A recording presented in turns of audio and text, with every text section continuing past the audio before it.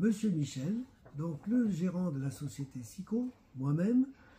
Mon parcours professionnel, je faisais mes études supérieures en Suisse quand mon frère s'est tué en avion. Donc j'ai arrêté mes études et je suis rentré directement dans la société en 1964.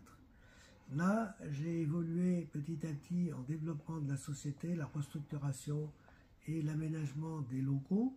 À la base, nous avions une usine de 15 000 m² couverts à Saint-Égrève qui, après, s'est développée dans d'autres sites. Donc, notre activité, premièrement, mon activité, c'est la formulation, la fabrication et le conditionnement de produits aérosols d'abord et liquides ensuite.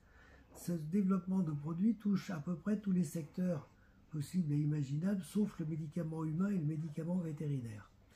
Là-dessus, nous fabriquons nous-mêmes quelques millions d'aérosols et de bidons ou flacons liquides. Et la structure de la société, en première usine de Saint-Égrève faisant 5 chaînes d'aérosols, un atelier de mélange à chaud et un atelier de mélange à froid.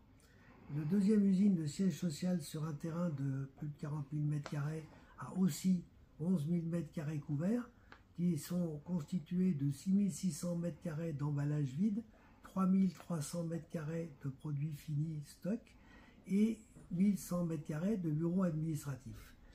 La troisième usine, qui est située à Bly dans l'Ain, donc à 15 km de Lyon, et sur la route de Genève, elle a 17 000 m², dans lequel il y a 7 000 m² construits, qui fabrique avec 3 chaînes d'aérosols et une chaîne de liquide. Cette usine a aussi des stockages sur des hauteurs assez impressionnantes de 13 m². C'est pas énorme, mais c'est pas mal pour la surface. Donc sur 7 000 m, ça fait à peu près un équilibre avec les deux autres. J'ai créé une quatrième usine qui est située à vol d'oiseau, à 500 mètres du siège social, sur le site de Vorep, qui a elle-même 5 chaînes d'aérosols et 2 chaînes de berlingots. Donc là, nous sommes en train d'installer à la fois le conditionnement qui tourne déjà. Nous avons 2500 m² sur lesquels sont toutes les unités de conditionnement, 500 m² de bureau, et on installe des ateliers de fabrication pour cette propre usine. Cet ensemble industriel de ces 4 usines travaille actuellement à peu près à 30% de leur capacité totale. Ce qui veut dire que nous avons la capacité d'absorber de nombreuses fabrications et unités de liquide ou d'aérosols qui peuvent compléter ces unités. La structure de la société, nous sommes partis alors en 1978, quand j'ai repris en main la société, le chiffre d'affaires était tout petit, c'était à peu près 800 000 francs français.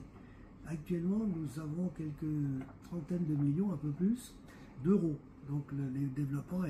La marque U2, comme origine, a été créée sur l'opportunité des Jeux Olympiques de Grenoble en 1968. Et donc depuis cette époque, nous l'avons développée petit à petit. Elle est constituée essentiellement de produits d'hygiène professionnelle qui est utilisé dans des lieux de standing. La Chine est un pays millénaire qui a un aura mondial et qui permet, comme la France dans une certaine mesure, avec son historique et sa culture, d'envahir de grands nombres de pays dans le monde, et avec l'aura, les anciennes colonies françaises, etc., etc. Donc tout ça, c'est un ensemble de critères qui m'amènent à être intéressé par ce marché. Nous avons des partenaires actuels chinois qui ont les capacités et tous les éléments dans leurs mains pour pouvoir développer avec nous toutes nos capacités de production et pouvoir attaquer ce marché chinois.